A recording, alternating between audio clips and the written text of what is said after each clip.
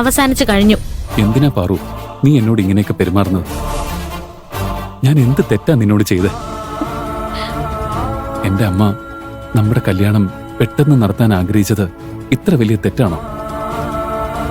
ഇനി അങ്ങനെയാണെങ്കിൽ തന്നെ ഞാനതിനെ വാശി പിടിച്ചില്ലല്ലോ. നിനക്ക് വേണ്ടി എത്ര കാലം കാത്തിരിക്കാനും ഞാൻ തയ്യാറാ. എനിക്ക് വേണ്ടി ആരും കാത്തിരിക്കണ്ട. പ്രിയൻചേട്ടന്റെ അമ്മ പറയുന്ന പെൺകുട്ടിയെ കല്യാണം കഴിച്ച് സുഖമായിട്ട് ജീവിച്ചോളൂ. നിനക്ക് ഇങ്ങനെയൊക്കെ പറയാൻ എങ്ങനെയാ പാറു സാധിക്കുന്നത്? നിനക്ക് എന്നോട് എന്തുമാത്രം സ്നേഹമുണ്ടെന്ന് എനിക്കറിയാം. നിനക്ക് എന്താ പറ്റിയത്? നിന്റെ ഈ മാറ്റം എനിക്ക് സഹിക്കാൻ കഴിയുന്നില്ല.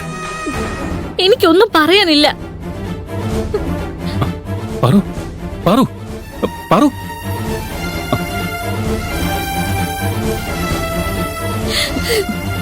പാറു, നീ എന്താ ഈ കാണിക്കുന്നേ? നിനക്ക് കുറച്ചെങ്കിലും മനുഷ്യത്വം കാണിച്ചൂടെ? നിന്റെ വാക്കുകള് പ്രിയനെ എന്തുമാത്രം മുറിവേൽപ്പിച്ചു കാണുമെന്ന് നീ മനസ്സിലാക്കുന്നുണ്ടോ? അതെ, എന്തിനാ അവനോട് ഇത്രയും ക്രൂരമായി സംസാരിക്കുന്നേ? ഞാൻ വീണ്ടും പറയാം, എല്ലാ സത്യങ്ങളും പ്രിയനോട് പറയേ. അതോടെ എല്ലാ പ്രശ്നങ്ങളും തീരില്ലേ? ഒന്നും തീരാൻ പോകുന്നില്ല.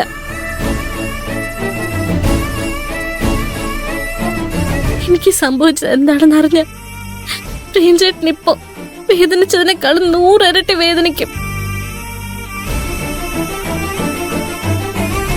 ഞാൻ കാരണം അവരുടെ കുടുംബത്തിന് ഒരു നാണക്കേടുണ്ടാവാൻ പാടില്ല. എനിക്കിപ്പോ ഈ വഴി മാത്രമേ ഉള്ളൂ. എന്നെ വെറുത്തോട്ടെ, എല്ലാവരും എന്നെ വെറുത്തോട്ടെ.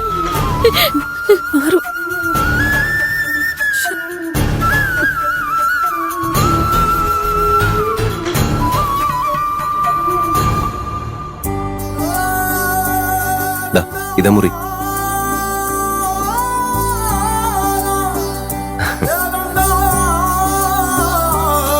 ഹായ് ഹായ്, കൊട്ടാരത്തിലെ മുറി പോലെ ഉണ്ടല്ലോ. ഈ കൊട എവിടെ നിന്ന് വെക്കുക? ഇവിടെ ഡാഡി ഒരാളുമായിട്ട് ഇത്ര പെട്ടെന്ന് എടുക്കുന്നത് ഞാൻ കണ്ടിട്ടില്ല. അതിന്റെ അർത്ഥം ചേട്ടന് ഡാഡിക്ക് അത്ര അധികം ബോധിച്ചിരിക്കുന്നു. മമ്മിയും ചേട്ടന്റെ ആരാധികയായി മാറിയിട്ടുണ്ട്. മലയാളികളെല്ലാം എന്റെ ആരാധകരാണേ.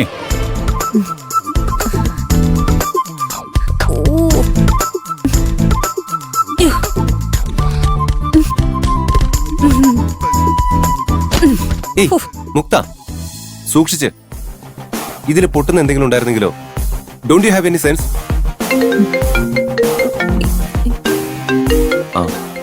ഒരു മിനിറ്റ് ചേട്ടാ, ഓഫീസിലെ കോളാ, ഇപ്പൊ വരാം. ഓ ആയിക്കോട്ടെ.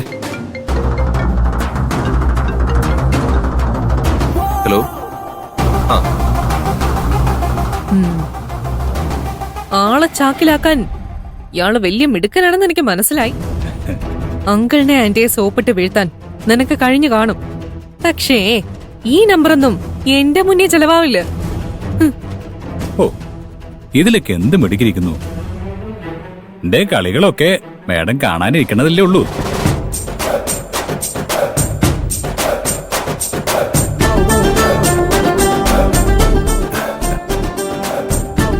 ഇവിടുത്തെ സൗകര്യങ്ങളൊക്കെ മതിയോ?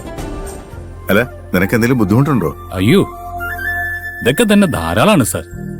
സത്യം പറഞ്ഞ എനിക്ക് ഇത്രയും സൗകര്യങ്ങളൊക്കെ കിട്ടിയ ശീലില്ല. അത് പിന്നെ പ്രത്യേകിച്ച് പറയേണ്ട കാര്യമില്ലല്ലോ. കണ്ടാ തന്നെ അറിയാം ദാരിദ്ര്യവാസിയാണെന്ന്. മുക്ത, അല്ല ആന്റി, ഇയാളുടെ നാടേതാ, എന്താ പ്രൊഫഷൻ എന്നൊക്കെ ആന്റി അന്വേഷിച്ചോ? ഒരു പരിചയമില്ലാത്ത ഒരാളെ. മുക്ത, ഞാൻ പറഞ്ഞില്ലേ ഇവനെ കുറിച്ച് എനിക്കറിയാന്ന്. നീ വെറുതെ ഓരോന്ന് ചോദിച്ച് എന്റെ ഗസ്റ്റിനെ ബുദ്ധിമുട്ടിക്കരുത്. എന്നാലും താൻ എവിടെയാ വർക്ക് ചെയ്യുന്നേ? എന്താ തന്റെ ജോലി? എന്റെ ജോലി അങ്ങ് ഒരുപാട് താഴെയാണേ. ഭൂമിക്ക് അടിയിലാണെന്ന് വേണേലേ പറയാം. അവിടെ ഇപ്പോഴും ഇരുട്ടാ. അയ്യോ, ഭൂമിക്കടിയിലോ? അപ്പോ മോനെ ഏതെങ്കിലും ഖനിയിലാണ് ജോലി ചെയ്യുന്നത്? അങ്ങനെയും പറയാം. വർഷത്തിൽ ഒരിക്കൽ മാത്രമേ ഞാൻ അവിടുന്ന് മുകളിലേക്ക് വരാറുള്ളൂ. അതെന്താ മോനെ അങ്ങനെ? വർഷത്തിലൊരിക്കൽ എനിക്ക് 10 ദിവസത്തെ ലീവ് കിട്ടും സർ. അതുകൊണ്ട് എല്ലാ വർഷവും ഓണം ആഘോഷിക്കാൻ ഞാൻ നാട്ടിലേക്ക് വരും.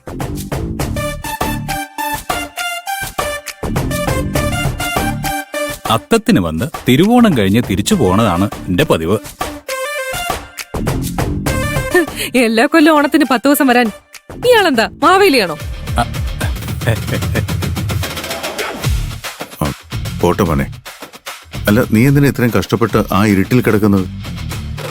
നിന്നെ പോലെ ബുദ്ധിയും വിവരവും ഉള്ള ഒരു ചെറുപ്പക്കാരന് ജോലി കിട്ടാൻ എന്താ ബുദ്ധിമുട്ട്?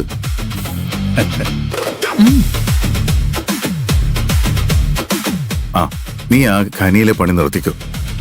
എന്റെ കമ്പനിയിൽ നിനക്ക് ഞാൻ നല്ലൊരു പോസ്റ്റ് തരാം.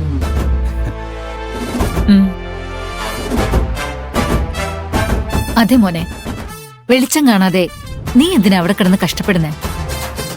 പിന്നെ വർഷത്തിലൊരിക്കലല്ല, എല്ലാ ദിവസവും നിനക്ക് പുറത്തിറങ്ങി നടന്നൂടെ?